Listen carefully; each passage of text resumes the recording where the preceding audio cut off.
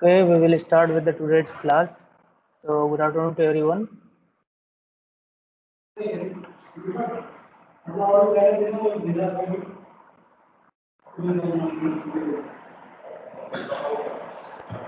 Okay,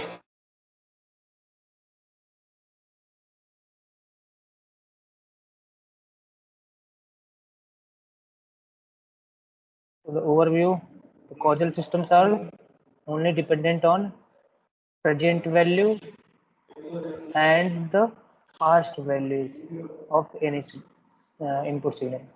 But in case of non-causal systems, it should be depending on the the future values of a particular input, then it is called a non-causal system. So at least if any system is there that is having a dependence on future values, then that system will be considered as non-causal. The next one is linear and non-linear systems. So what happens if any system is linear, then it must satisfy the principle of superposition. So in that principle of superposition, just wait for a minute here.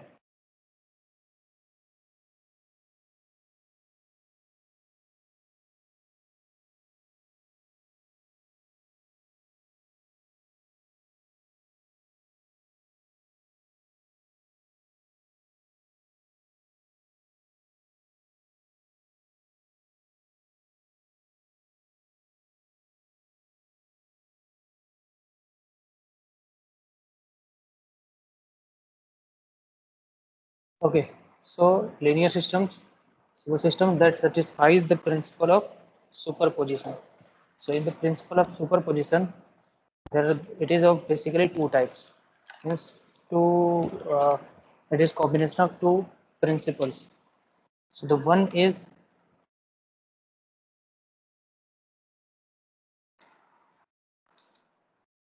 the one is superposition property, that is additive property.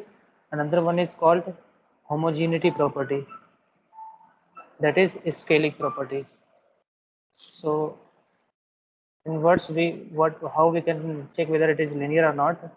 So for checking the linear systems, for example, this is two inputs given x1t, and a system is there, that is h is representing a system here. So if x1 input is given to a system, that is giving y1 as an input, and for the same system h we are giving another input, that is x2. Okay, x2 input, and we are getting an output, that is y2. Okay, then if this h system is a linear system, then it must follow like if we are giving a multiplied by x1 plus b multiplied by x2, this complete is given as a single input to the h system, then it should be giving you a into y1t plus b into y2t as the output. If any system is satisfying this condition, then it is called a linear system.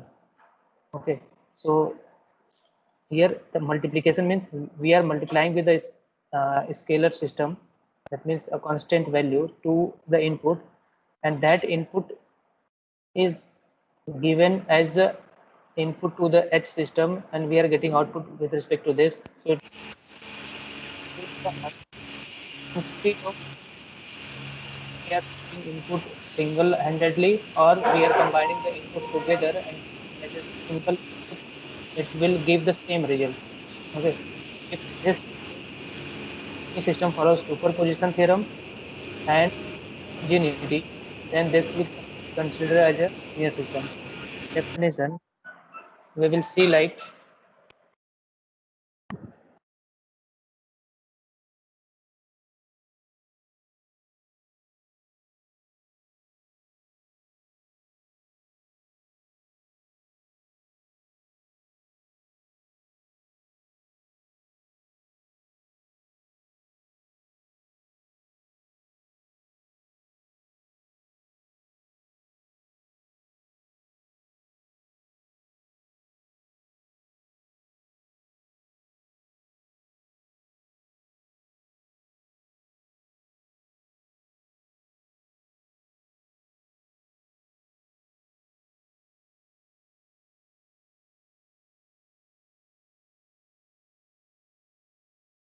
Okay, so the first is for checking the linearity.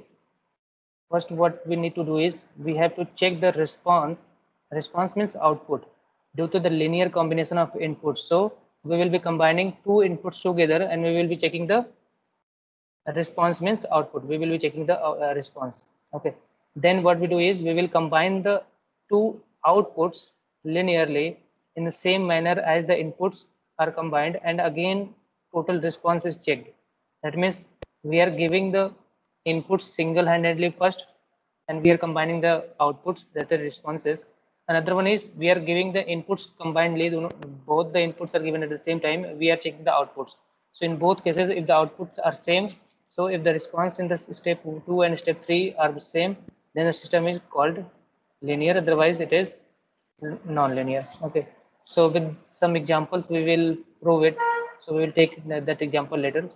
So I will be giving you the definition first, then we will take some examples also. So another one is time invariant and time variant system. So any system is there that is time invariant. So as the name suggests, it is time invariant means it will not be depending on the time, or you can say the system that is having no relation with the time change. If we are changing the shifting the time intervals, then also there will be no effect on the output, or the output will be changes according to the input change. Okay, so then that system will be considered as time invariant. Okay, so system is said to be time invariant if the time delay or the time advance of the input signal leads to an identical time shift in the output. So whatever time shift is there in the input, the similar time shift will be in the output, then that system will be considered as time invariant. And in its opposite is time variant. If any shift or delay or advance in the input time is there, then there will be a random variation in the output pattern. Okay, so if some random variation is there, then that will be considered as time variant. Otherwise, if whatever shift we are doing in the input, similar shift is there in the output, then that will be considered as time invariant. So by the expression we can note it here, like let the system is there like y of t is equals to h of xt. H of xt means any h of any system is there that is represented by h, and we are giving xt as input to that this system, then y of t is output here. Okay, if this is a system, h is a system where x of t is input and y of t is output, then the system will be considered as time invariant when if we are changing the here the t naught, so we are delaying the input with t naught delay, t naught time, and giving to the same system h, and we are getting the output y of t minus t naught. So whatever time shift is there in the input, the similar time shift is there in the output. Okay, so if this condition is being satisfied, then that system will be considered as time invariant. So this is for continuous time signal. Similarly, for discrete time signals, discrete time systems, if any discrete time signal is there x of n, which is delayed by n naught and provided to the same system h, will give a similar variation in the time shift with minus n naught. So if x of n minus n naught is there, so n naught variation in the input will provide the similar variation in the output also. So this will be considered as time invariant system. So we will take some examples later. Okay. Another type of systems are stable and unstable. So any system is there. If that system is stable, then it should follow the concept of bounded input, bounded output. So what is bounded input and bounded output? So we will take an example. Okay. So here, if it is bounded input and bounded output, so it is called BIBO system. BIBO is stable, we will say it. So whatever condition for this is like if any function is there, suppose any function is there, f of x, okay, or f of t, any function is there, any system is there having output f of t, or let it let's y of t. Y of t is the output of any system that is having a function of x of t. So x of t का function है, that means ये output is depending on the x of t as a input. So if suppose x of t variation is having some bounded range, like it is 1 for n ranging, sorry, t ranging from 0 to 5, otherwise it is 0. So its plot will be for 0 to 5, it is, suppose this is 5, so it is 1. So that means its magnitude is bounded. So any input is there, so any input is there that is bounded means its magnitude, or you can say amplitude, is finite. ठीक है, अगर कोई input है जिसका amplitude या फिर magnitude या फिर उसका पीक पॉइंट जो है वो फाइनाइट है, उसके by using the graph, suppose another graph है ये, suppose this is another graph, like that it is increasing. So if it is xt, so whether xt is bounded or not, suppose this is one is a figure and this is figure b, okay, and this represents xt again. So out of these two figures, which one will be considered as bounded input? So we will be designing the bounded input by its magnitude. So what is the magnitude of xt function? The maximum magnitude. So here we can say the magnitude is increasing, okay, and it is going up to, this point is up to infinity. But in case of the figure b, the inputs are in between these values. Suppose this is -1, sorry, +1, and this is -1. So its magnitude, the magnitude is always in between +1 and -1. So it is a bounded one. So this x2 is sorry, xt is bounded in the figure b, and similarly in figure a the magnitude is going up to infinity, so it is an unbounded system. Okay, so this definition Bibo stable says, like, if any input is there, if that input is bounded, means we are not providing this input, we are providing this type of input that is having bounded magnitude. Okay, if the input is bounded, then output will also be a bounded output. Okay, so if we are providing bounded input to a system and it is giving a bounded output, then that system will be considered as a stable system. ठीक है, ये समझ में आया? तो इसको mathematically इस तरीके से प्रूव कर सकते हैं, like the magnitude of xt signal is a constant m which is less than infinity. कोई भी मैग्नीट्यूड होगा xt का, वो इन्फिनिटी से कम होगा, एक फाइनाइट वैल्यू होगा और वो इन्फिनिटी से कम होगा. अगर ऐसा है, ठीक है, if this is true, then जो y होगा, जो आउटपुट होगा उस सिस्टम का, उसका भी मैग्नीट्यूड इन्फिनिटी से कम होगा. दिस मीन्स अगर बाउंडेड इनपुट है तो आउटपुट भी क्या होगा? बाउंडेड आउटपुट होगा. ठीक है, तो बाउंडेड इनपुट की कंडीशन में बाउंडेड आउटपुट अगर हम किसी सिस्टम से मिल रहा है हमें, सो वो सिस्टम क्या होगा? स्टेबल सिस्टम होगा. ठीक है, अगर कोई सिस्टम है जो कि इन दोनों कंडीशंस को फॉलो नहीं करता है, मीन्स बीबो स्टेबल कंडीशन को फॉलो नहीं करता है, so that system will be considered as a unstable system. ठीक है, आई थिंक कोई डाउट नहीं होना चाहिए स्टेबल एंड अनस्टेबल सिस्टम्स में. सो यहाँ पे समझ में आ गया कि बाउंडेड इनपुट क्या मतलब है. सो बाउंडेड इनपुट मीन्स मैग्नीट्यूड एक फाइनाइट वैल्यू होनी चाहिए, उसकी मैग्नीट्यूड का एक फिक्स रेंज होना चाहिए. इसमें क्या है, रेंज इन्फिनिटी पे जा रहा है तो वो बाउंडेड इनपुट नहीं है. तो इस टाइप का हम इनपुट नहीं देंगे. जो बाउंडेड वाले हैं वो इनपुट देने पे हमारा बाउंडेड आउटपुट भी आ रहा है तो वो सिस्टम स्टेबल होगा.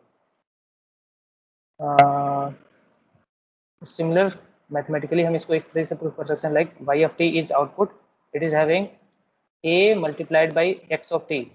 So x of t will, this will be unstable if A magnitude is high, high means greater than 1. If A magnitude is greater than 1, then if xt is increasing, okay, so it will keep on increasing, okay, so it will be having अगर xt अगर हमारा plot इस तरीके से है तो it will be bounded sorry an unbounded input, so this system will be unstable system. So if this system will only be stable if the inputs are bounded. If this a value is less than 1, suppose a value is less than 1, okay, so in this case if we are multiplying with less than 1 with the unbounded xt, then the complete combination a into this will be considered as a bounded system, then that system will be considered as a stable system. But if a is greater than 1 having magnitude this, then this complete system will be considered as a unbounded system. So this will not follow the Debye stable condition, so it will be an unstable system. Another one is static and dynamic system. So a static system is called a memory-less system.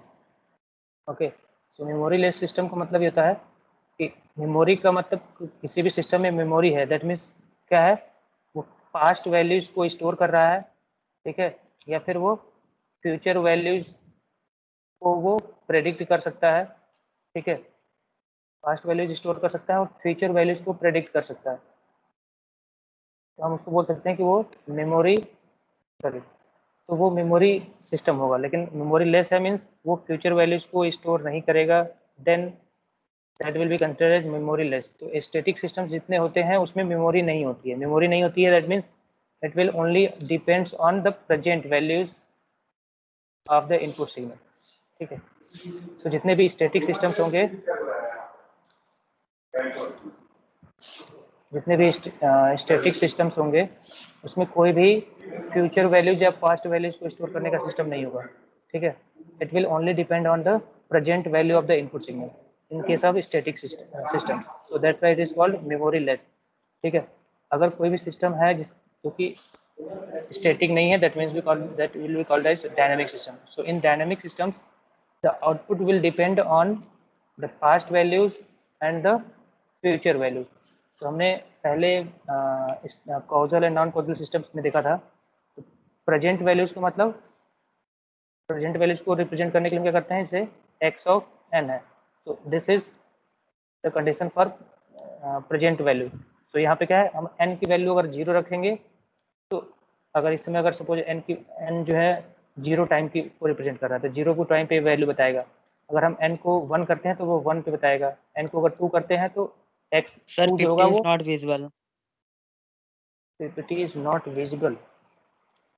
क्या सभी के साथ ऐसा problem है? सभी को PPT नहीं दिख रही है? नो सर, दिख रहा है. दिख रहा है. ओके, तो एक बार जिसका नहीं दिख रहा है आप डिस्कनेक्ट करके फिर से कनेक्ट करो. उसका नेटवर्क का कुछ इशू रहा हो तो वीडियोज इसलिए नहीं जा रहा होगा. ऑडियो क्लियरली ट्रेवल कर लेता है, ठीक है, लोअर बैंडविड्थ पे भी. तो एक बार आप डिस्कनेक्ट करके फिर से कनेक्ट कर लो, ठीक है. तो स्टार्ट करते हैं. सो present values means x of n जहाँ भी होगा that will be representing the present input signal, like any signal that is having dependence on the present value. Similarly अगर पास्ट की हम बात करें, कोई सिग्नल अगर है वो पास्ट पे डिपेंड कर रहा है, that means it will be represented by x of n minus 1. So this is its past values, and future values means x of n minus n plus 1. There are 3 different functions.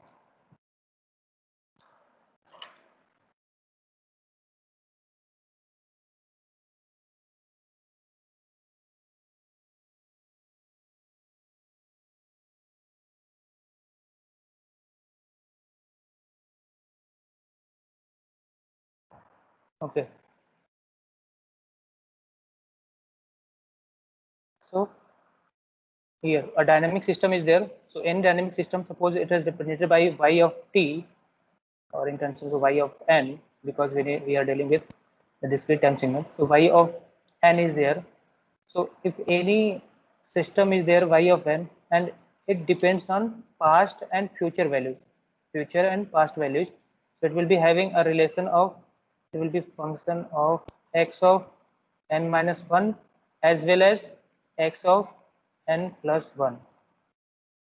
So this will be the function, like any system is there having only dependence on past and future values, then that system will be considered as a dynamic system. Similarly, in case of static system, if any system is there that will only be depending on the present values, so y of n will be there, it will be having a function of only the present values of inputs. So xn is an input that is having dependence on the present values. ठीक है, तो हम difference यहाँ से direct अगर हमें expression दिया हुआ है किसी सिस्टम का, तो हम डायरेक्टली वहाँ से फाइंड आउट कर सकते हैं whether it is static or dynamic. So static or dynamic, so if it is static it will be considered memoryless, क्योंकि उसमें ना present value पे डिपेंड कर रहा है, ना फ्यूचर वैल्यू, ना पास्ट वैल्यू पे डिपेंड कर रहा है, ना ही फ्यूचर वैल्यू पे डिपेंड कर रहा है. ठीक है, ये क्या करेगा, मेमोरीलेस है, that means it will always be depending on the present values only. ठीक है, तो ये रिप्रेजेंट कर रहा है प्रेजेंट वैल्यूज, तो that will be a memoryless system. So in case of dynamic, it is having a memory. So it is having a memory means it will be storing the past values and it should be predicting the future values. So it will only depend on past values and future values. So this will be called as dynamic systems. Okay. So some examples are there for memoryless and other systems. So suppose these are the systems. Phi of n is equals to x of n to the power 2. So what type of system it is? It is memoryless और memory system. What type of system है ये, किस पे depend कर रहा है, क्या ये प्रेजेंट पे डिपेंड कर रहा है, पास्ट पे डिपेंड कर रहा है, फ्यूचर पे डिपेंड कर रहा है. So it is x of n. Okay, so it is depending on only the present values. Why, we can take one by one. Like suppose we need to find out y of 0. Okay, so what value it will be, x of 0 to the power 2. Okay, सो ये present value पे depend कर रहा है. जो अगर हम 0 पे calculate कर रहे हैं तो 0 पे ही डिपेंड कर रहा है. अगर हम 0 पे 1 पे करें calculate, so it will be x of 1 whole to the power 2. Okay, so again it is depending on the same. अगर हम 1 पे कैलकुलेट करेंगे तो 1 पे ही डिपेंड करेगा. ठीक है, सपोज ये एग्जांपल, सो ये क्या हो गया, ये मेमोरी लेस सिस्टम हो गया. सपोज अनदर एग्जांपल है like y of n is having dependence on x of n square. This is the function, another function.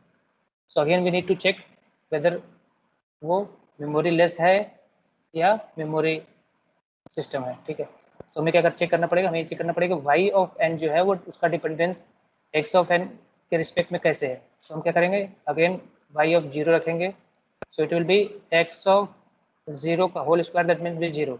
So y of 0 is depending on the x of 0, that means it is okay. यहाँ पे कोई सी memory का कोई chance नहीं है, क्योंकि हमने 0 पे टाइम पे कैलकुलेट करना है, तो 0 टाइम पे ही डिपेंडेंस है. अगेन हम 0 को चेंज करते हैं 1 से.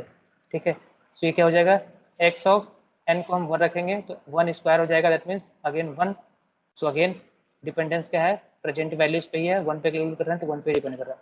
अगेन हम वैल्यू चेंज करेंगे, y ऑफ 2 सपोज कर दिए, so it will be x of 2 to the power 2. ठीक है, तो ये क्या हो गया, x ऑफ 4. दैट मीन्स अगर हम अभी कैलकुलेट करें एट टाइम 2 टाइम स्टेप पे, तो उसका डिपेंडेंस किस पे हो गया, x इनपुट के टाइम 4 स्टेप के डिपेंडेंस हो गया. That means it is depending on the future values. ठीक है, सो अगर हम कैलकुलेट करें 2 पे तो इसका डिपेंडेंस है इनपुट के रिस्पेक्ट में फ्यूचर वैल्यूज पे. ठीक है, तो ये क्या है, ये अगर फ्यूचर वैल्यूज पे डिपेंड कर रहा है मीन्स ये स्टैटिक सिस्टम नहीं है, it is having a dynamic system. तो इस तरीके से हम फाइंड आउट कर सकते हैं कि कोई भी सिस्टम स्टैटिक है या डायनामिक है, या फिर मेमोरी लेस है या फिर मेमोरी सिस्टम है. So this system will be considered as, this example will be called as memory system. Memory और वी कॉल इट डायनामिक. ठीक है, और जो ये सिस्टम था दैट वाज स्टैटिक सिस्टम. ठीक है, तो सिमिलर हम अदर फंक्शंस को भी देख सकते हैं. अगर ये है, ये एग्जांपल आप करिएगा. ठीक है, इसको y of n is equal to x of n minus n naught. ठीक है, तो इसको अगर हम करें, इसको आप चेक करिएगा कि क्या आ रहा है, स्टैटिक है या डायनामिक है। ठीक है, तो हमने डिफरेंट सिस्टम्स को देखा, ठीक है, डिफरेंट टाइप ऑफ सिस्टम्स को, but finally we will be studying the linear time invariant system. So हमने लीनियर भी पढ़ा है क्या होता है, टाइम इनवेरिएंट भी पढ़ा है क्या होता है। सो हम बेसिकली ऐसे फंक्शंस को ही डील करेंगे जो कि लीनियर होंगे और टाइम इनवेरिएंट होंगे। ठीक है, सो ऐसा ही क्यों है, क्यों हम सिलेक्ट करते हैं कि केवल हमें linear and time invariant system की ही स्टडी करनी है। ठीक है, तो इसके लिए इसका आंसर हमें मिलेगा, जो linear and time invariant systems हैं उसकी प्रॉपर्टीज़ क्या होती है। तो लीनियर एंड टाइम इनवेरिएंट क्या क्या फॉलो करते हैं, लीनियर फंक्शन जो होते हैं वो क्या फॉलो करते हैं, होमोजेनिटी। ठीक है, एंड सुपरपोजिशन, ये दो प्रॉपर्टीज को करते हैं लीनियर सिस्टम्स। और टाइम इनवेरिएंट क्या होता है, टाइम इंडिपेंडेंट होता है।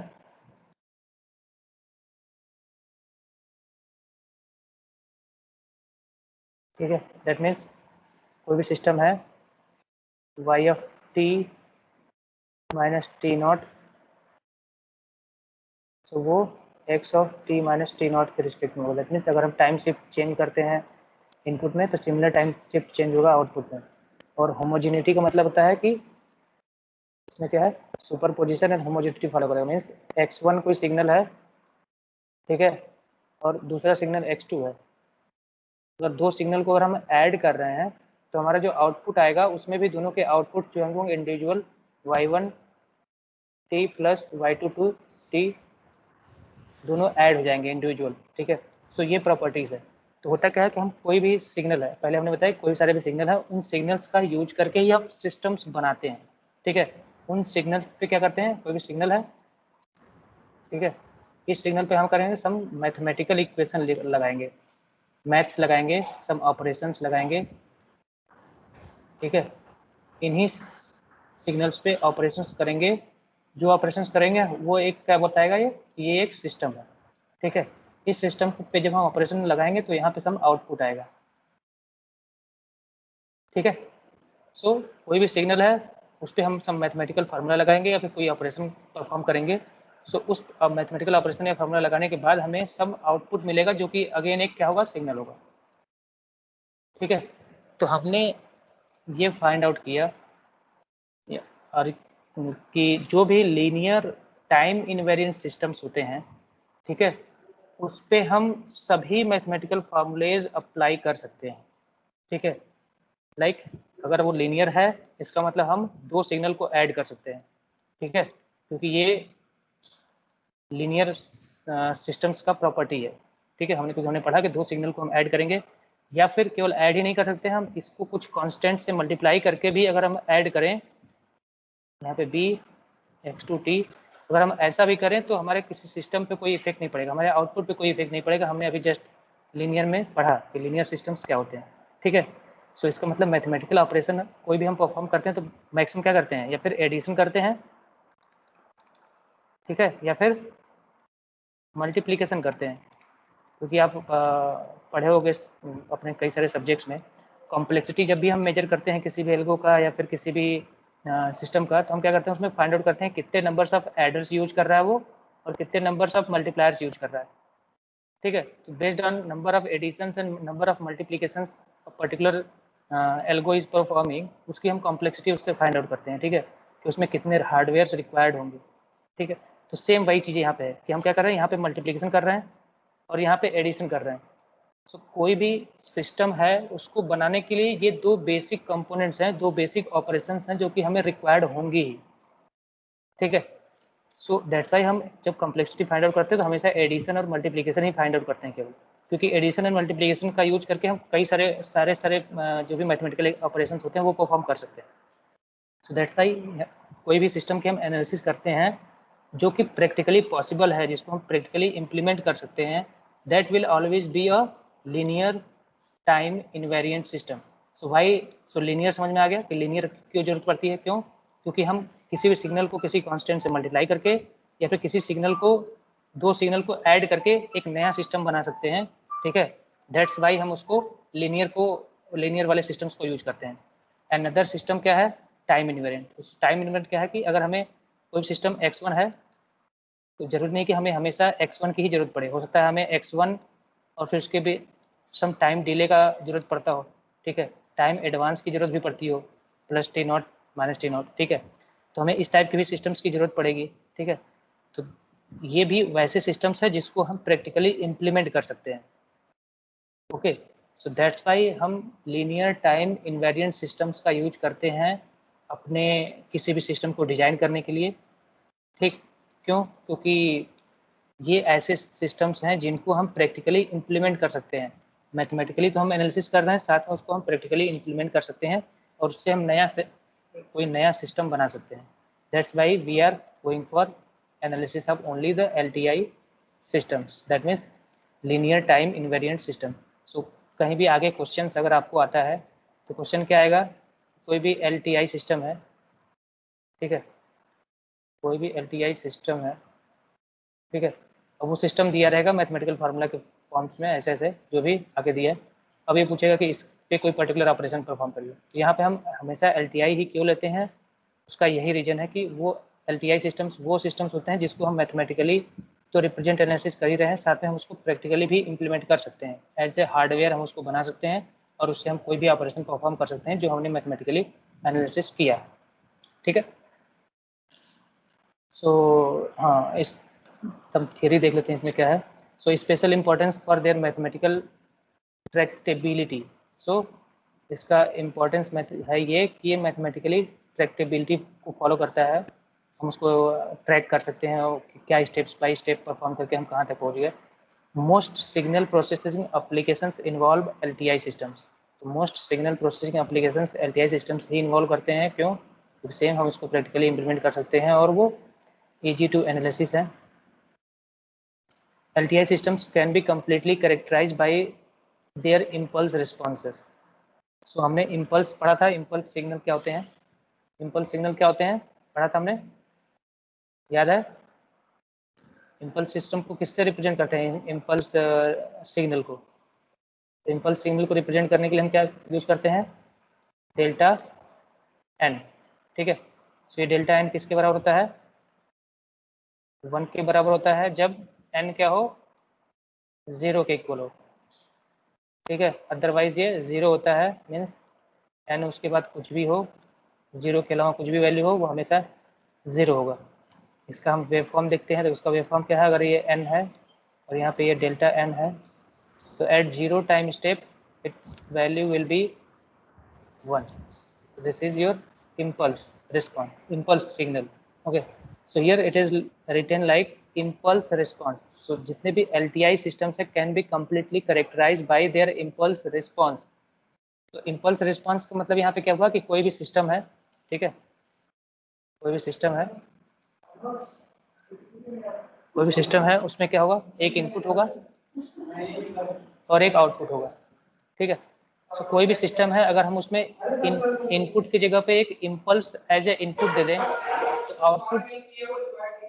आउटपुट जो भी आएगा हम उसको बोलेंगे इम्पल्स रिस्पॉन्स,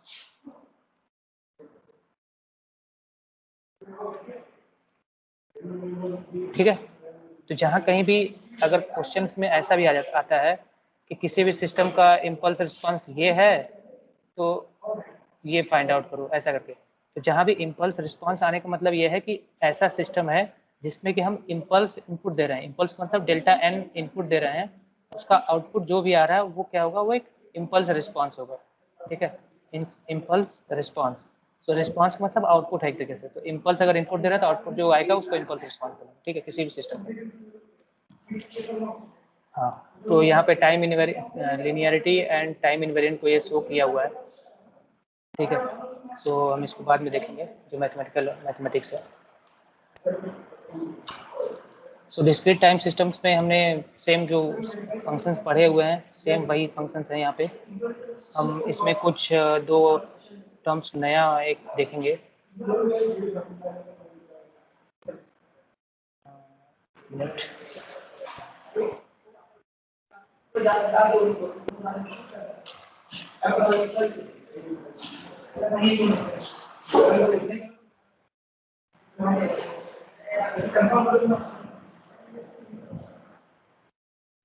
पॉइंट्स में पढ़ लिया। ठीक है। सो जब भी हम फाइनल हम सम करना चाहते हैं, ठीक है, कि जो भी हमारा एनालिसिस है वो एनालिसिस किस टाइप का है, तो है क्या कि कोई भी सिस्टम है, उस सिस्टम में basically causal, linear and time invariant system, जो भी हम एलटीआई सिस्टम को यूज करते हैं, एलटीआई सिस्टम्स का एनालिसिस, उसमें लीनियर एंड टाइम इनवेरिएंट तो है, साथ में जो थर्ड प्रॉपर्टी है, थर्ड टाइप ऑफ सिस्टम्स है, थर्ड टाइप ऑफ सिस्टम्स हैं वो क्या है कि वो कॉजल सिस्टम्स होने चाहिए। ठीक है, तो ये तीन प्रॉपर्टीज हैं जो कि हमें ध्यान में रखना है। कोई भी सिस्टम है कॉजल है, that means a system is causal if the output at a time only depends on input values up to that time. Means यहाँ पे क्या है, डिपेंडेंस या फिर एक्स ऑफ एन पे होगा या फिर X of N minus one पे होगा, एन माइनस वन। ठीक है, तो दो इनपुट टाइप के input, this is present and this is past. So causal systems ये होते हैं कि प्रेजेंट और पास्ट पे डिपेंड करें। लिनियर का मतलब हमने पढ़ लिया है, और टाइम इन्वेरिएंट का मतलब हमने पढ़ लिया है कि टाइम इन्वेरिएंस मतलब टाइम का डिफरेंस कुछ भी हम करें, रिगार्डलेस टाइम शिफ्ट, उसके आउटपुट पे कोई इफेक्ट नहीं पड़ेगा। तो ये एक समरी टाइप है जो हमने अभी तक पढ़ा। ठीक है, नेक्स्ट हम पढ़ेंगे, ठीक है, इसको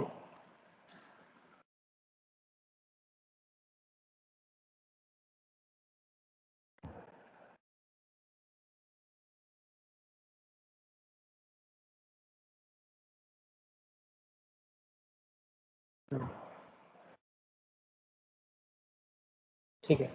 तो एक पॉइंट मैं सोच रहा था बता दूं, क्योंकि वो बार बार आगे आपको यूज में आएगा। ठीक है, तो कोई भी सिस्टम्स होता है, ठीक है, हम डिजिटल डिस्क्रीट सिस्टम्स की बात करेंगे। जो भी हमारी एनालिसिस होगी हम बोलेंगे डिस्क्रीट सिस्टम्स के बारे में। तो डिस्क्रीट सिस्टम्स का हम जब भी एग्जांपल लेंगे, तो कोई भी डिस्क्रीट टाइम सिस्टम्स है तो उसको हमें रिप्रेजेंटेशन, सपोज कोई डिस्क्रीट टाइम सिस्टम है y of n is equals to x of n plus x of 1 of n। So हम क्या करते हैं, इस सिस्टम को हम ब्लॉक डायग्राम रिप्रेजेंटेशन से जनरली रिप्रेजेंट करते हैं।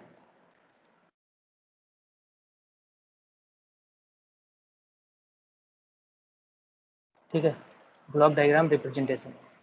तो किसी भी डिस्क्रीट टाइम सिस्टम्स को हम ब्लॉक डायग्राम में कैसे रिप्रेजेंट करते हैं वो हम देखेंगे। ठीक, सपोज कोई भी सिस्टम दिया हुआ y n is equals to x of n x1 plus x2। ठीक है, तो अगर हमें ब्लॉक डायग्राम में रिप्रेजेंट करना है तो यहाँ पे क्या है, एक एडिशन परफॉर्म किया गया तो हम एक एडर यूज करेंगे। ठीक है,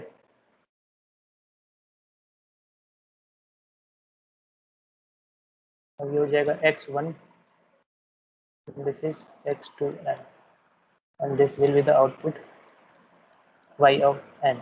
ठीक है, so this is the representation of a discrete time signal in the form of block diagram। ठीक है, इस तरीके से हम यूज कर सकते हैं, या फिर सिमिलर, ये क्या रिप्रेजेंटेशन है, एक एडर का रिप्रेजेंटेशन है। अगर एडर यूज हुआ तो हम इस तरह से रिप्रेजेंट करेंगे। सिमिलरली अगर हम मल्टीप्लिकेशन कर रहे हैं, एक मल्टीप्लायर यूज किया गया, signal multiplier, for example y of n is equals to x1 of n multiplied by x2 of n, then a multiplier will be used and x1n x2n will be considered as the inputs.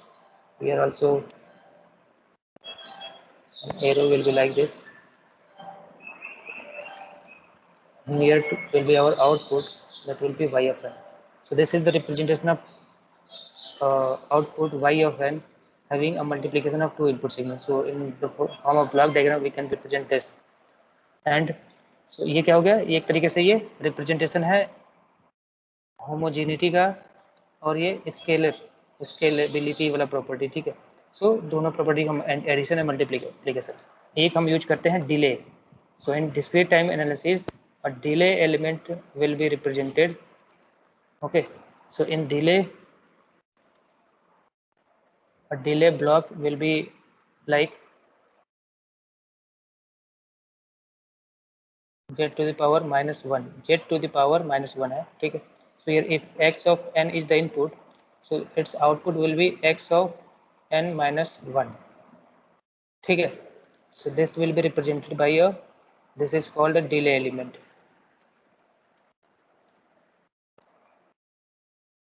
ठीक है। Similarly एक आता है advance image,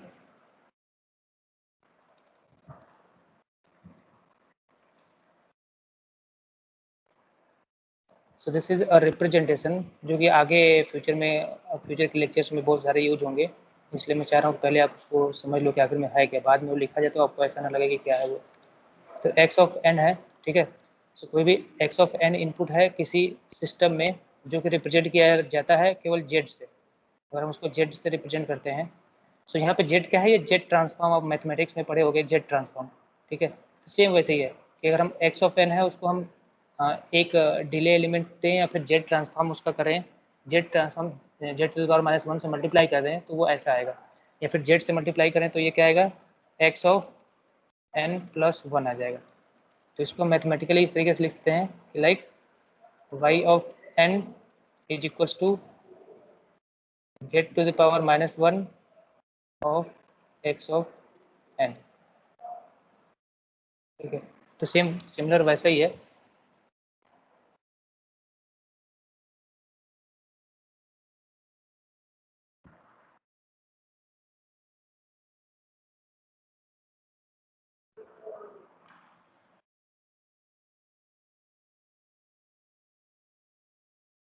ठीक है।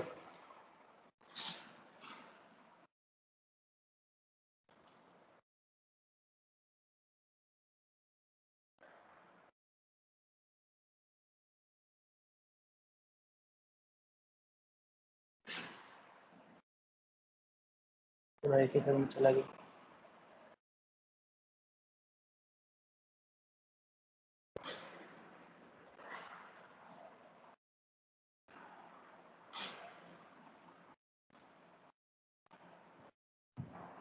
Okay, सो आपने note किया था कि नहीं उसको, फिर से बनाना पड़ेगा, एक्चुअली सब इरेज हो गया एक बार में बाय मिस्टेक। ओके, सो अगर आपने नोट कर लिया है, अगर किसी के पास, वैसे मैं आपको ये वीडियो जो मैंने बना रहा है, ये मैं वीडियो रिकॉर्ड कर रहा हूँ तो मैं इसको आप लोगों को शेयर कर दूँगा, ठीक है। और मैं उसको सोच रहा हूँ कि यूट्यूब पे भी अपलोड कर दूँ, तो आप वहाँ से अगर कोई कंफ्यूजन है तो आप फिर दोबारा भी चेक कर लो, ठीक है। तो ये मैं दे दूँगा, अगर आप नोट नहीं बना पाए हो तो भी आप को उतना वरी होने की ज़रूरत नहीं है, मैं आपको वीडियो दे दूँगा ये। ओके, सो हम पढ़ रहे थे एडवांस एंड डिले एलिमेंट्स, तो वो हमने देख लिया। सो नेक्स्ट एक और एलिमेंट है, दैट इज डायरेक्ट मल्टीप्लिकेशन। कोई एक्स ऑफ एन है, अगर हम किसी को मल्टीप्लाई करना है तो कोई कांस्टेंट ए है, तो इसका आउटपुट जो आएगा ए इंटू एक्स ऑफ एन आएगा, ठीक है। सो एक मल्टी, ये क्या है, किसी कॉन्स्ट, इसको बोलते हैं constant multiplier,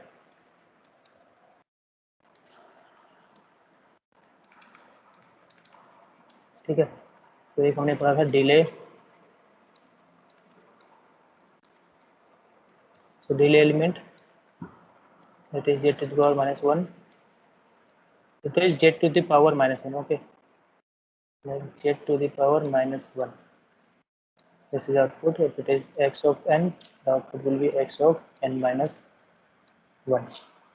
And advanced element,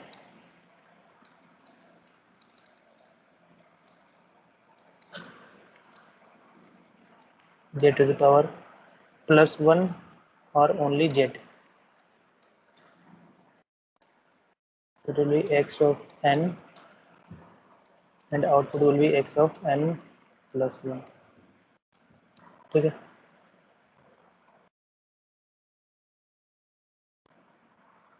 और one was adder and another one is multiplier. So adder was x1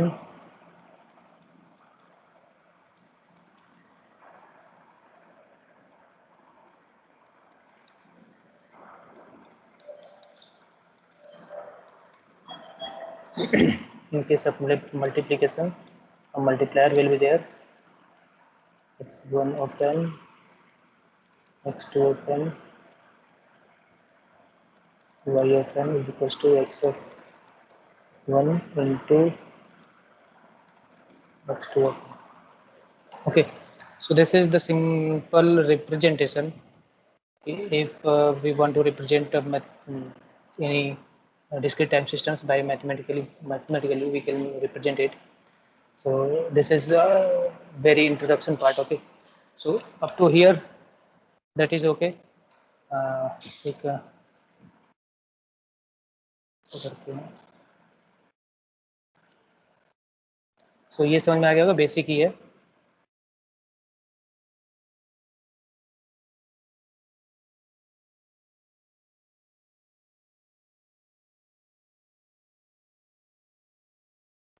कोशिश करूंगा स्लाइड्स आपको दे दें, ठीक है.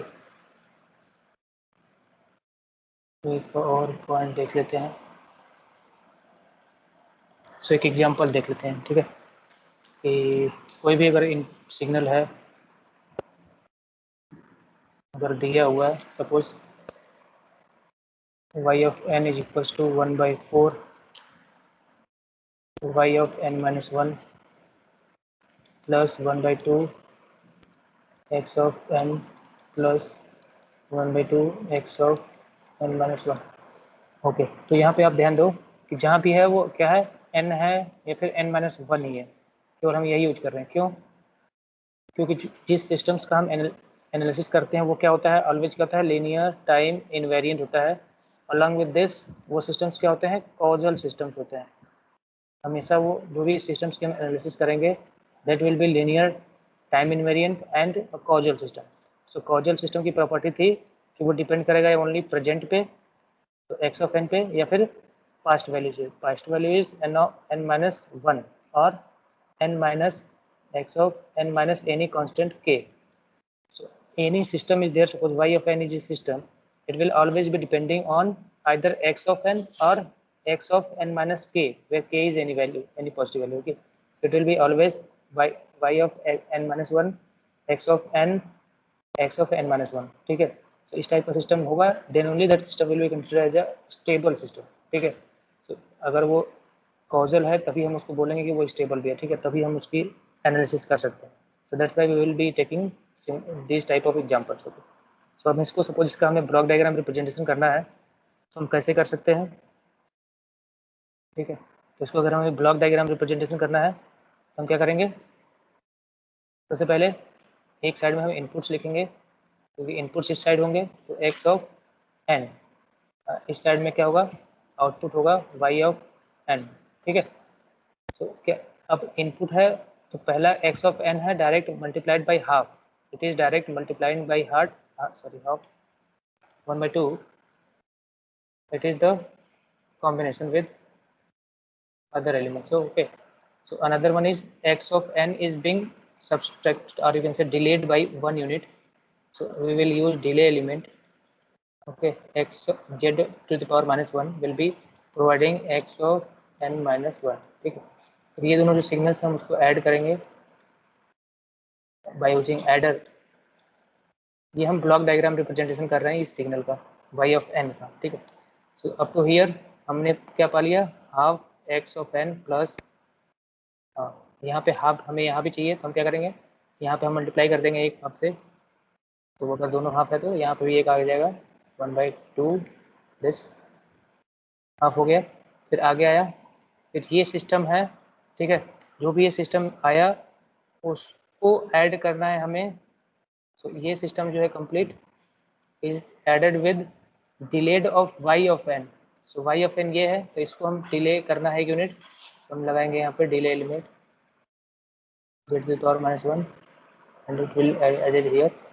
सो यहाँ पे जो आउटपुट आएगा वो क्या आएगा, y ऑफ n minus 1, और ये मल्टीप्लाइड है 1/4 से. तो आफ्टर डिले मल्टीप्लाई करें या फिर हम पहले भी मल्टीप्लाई कर सकते हैं, दैट विल बी 1/4 से मल्टीप्लाइड. सो यहाँ पे आउटपुट आएगा 1/4, और दोनों को ऐड कर देंगे, that will be equals to your y of n. So ये एक तरीके से रिप्रेजेंटेशन है, ब्लॉक डायग्राम रिप्रेजेंटेशन किसी भी सिग्नल का, कोई भी LTI सिस्टम का, LTI signal discrete time LTI system है, तो उसका हम रिप्रेजेंटेशन इस तरह से कर सकते हैं, ठीक है। So up to here that is okay. So next जब हम स्टार्ट करेंगे कि अभी तक क्या था कि हमने इंट्रोडक्शन पार्ट देखा है, ठीक है। ये केवल क्या है, हमारा टॉपिक का इंट्रोडक्शन है। इसके बाद हमें पढ़ना है DFT। सो हमें पढ़ना है DFT। जो भी हमने अभी पढ़ा है उसी का यूज आएगा आगे, ठीक है। DFT में आएगा थोड़ा बहुत, नहीं तो second unit and third unit में बहुत ज़्यादा यूज आएगा, ठीक है। जो अभी हमने पढ़ा है सिग्नल्स और किस टाइप के सिग्नल्स होते हैं, उनका रिप्रेजेंटेशन, ब्लॉक डायग्राम रिप्रेजेंटेशन, ठीक है। So we will start with the DFT concept in the next lecture, ठीक है। नेक्स्ट लेक्चर में जो है हम DFT के बारे में इंट्रोडक्शन पढ़ेंगे और DFT की हमें ज़रूरत क्यों पड़ी हम ये भी देखेंगे। अगर किसी को कोई डाउट है आप पूछ सकते हो। कोई डाउट है किसी को?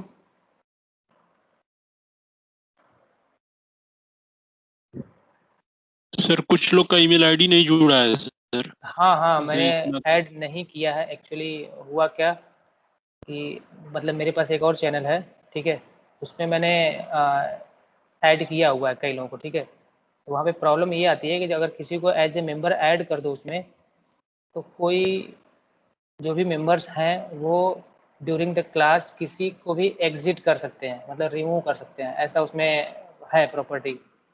तो लोग, कुछ लोग क्या है कि कई लोगों को मैंने ऐड किया एक दूसरे ग्रुप में, लोग उसका मिसयूज करते हैं। क्या करते हैं, किसी और को भी ग्रुप से निकाल दिए, मतलब ऑनलाइन क्लास चल रही है और वो किसी इंडिविजुअली को भी निकाल सकते हैं, उनको वो परमिशन होती है। उसको क्लोज करने का मुझे अभी कहीं मिला नहीं। जब मैं उसको क्लोज करने का देख लूँगा तो मैं सबको ऐड कर दूँगा, ठीक है, क्योंकि मैं नहीं चाहता कि बाकी लोग को डिस्टर्बेंस हो, इसलिए मैंने जानबूझ के ऐड नहीं किया, ठीक है। ओके तो ऐसा कुछ ओके, ऐसा कुछ इशू नहीं है। अगर आप लोग अगर कभी देखना, अगर ऐसा कुछ इशू आ रही है, ठीक है, अगर आप कहीं अगर सॉल्व हो जाए तो मुझे बता दो, तो सही रहेगा, मैं उसको सेट कर दूँगा उसके अकॉर्डिंग। ओके अगर उसमें कुछ ये प्रॉब्लम आ रही है कि मैं किसी को अगर ऐड कर दूँ एज ए मेंबर, तो आप क्या कर सकते हो, रिमूव कर सकते हो किसी भी थर्ड पर्सन को जो भी कनेक्टेड है उस क्लास में, तो इसलिए मैंने नहीं किया, ठीक है। आप अगर ओके उसको सॉल्व कर लो तो मुझे बता देना, मैं कर दूँगा उसको, ठीक है। और कोई कुछ क्वेरीज है?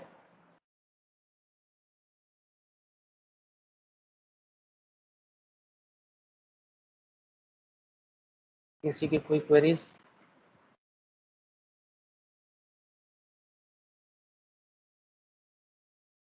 ओके, सो ठीक है, तो मैं क्लोज करूँगा अब।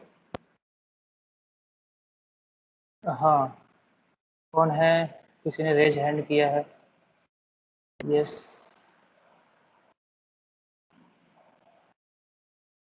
फर्स्ट ऑफ ऑल सब लोगों से रिक्वेस्ट है कि अपना नाम उसमें लिखो, ठीक है। जो भी आप लिंक ज्वाइन कर रहे हो, आप उसमें अपना नाम लिखो। यहाँ पे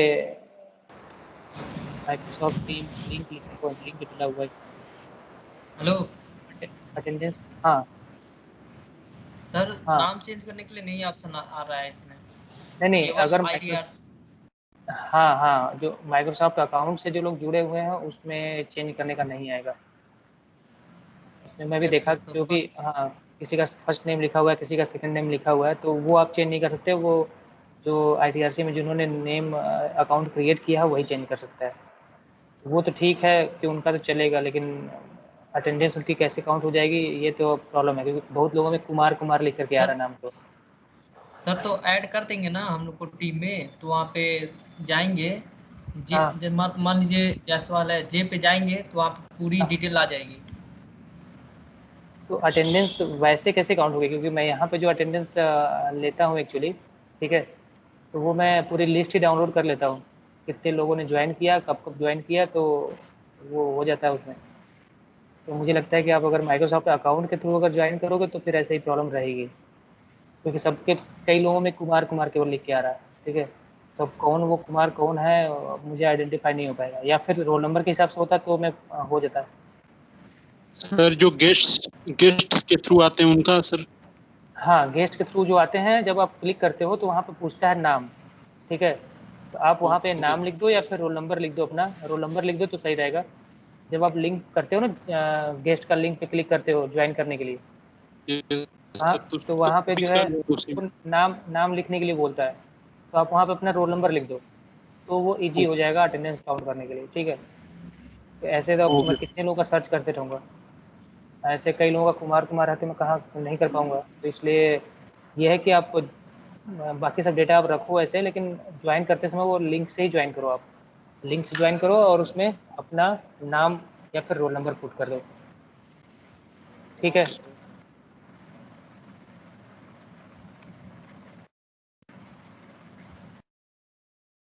ओके, और कोई इशू है किसी के साथ?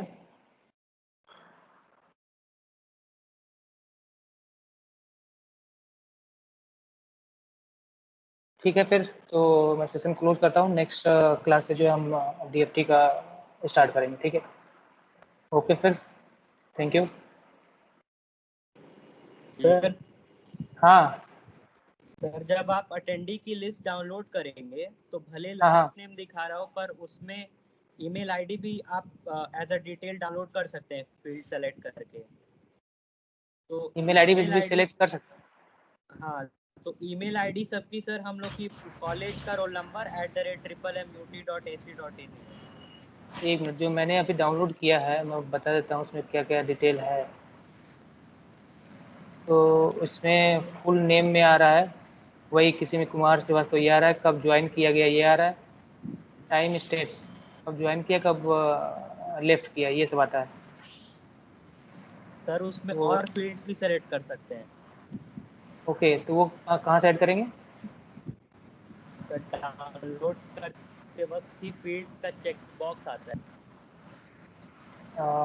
यहाँ पे तो कुछ नहीं आता। ठीक है चलो, अच्छा मैं उसको थोड़ा सर्च करता हूँ। ठीक है, ओके, तो ये कहाँ पे आएगा? मतलब ये जब क्लास चल रही है उसी समय आएगा डिटेल, मतलब अटेंडेंस यस डाउनलोड कब सर, से सर? Yes download sir.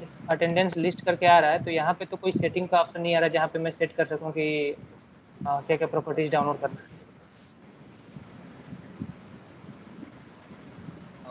आता है सर। है। ठीक है, एक बार करके थोड़ा मुझे बताना। ठीक है, ठीक ये है। उत्कर्ष, उत्कर्ष मिश्र कौन है? कुछ पूछना है क्या? रेज हैंड किया हुआ है।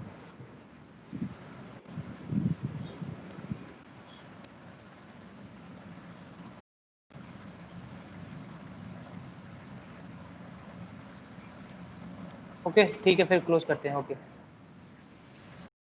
Okay, thank you.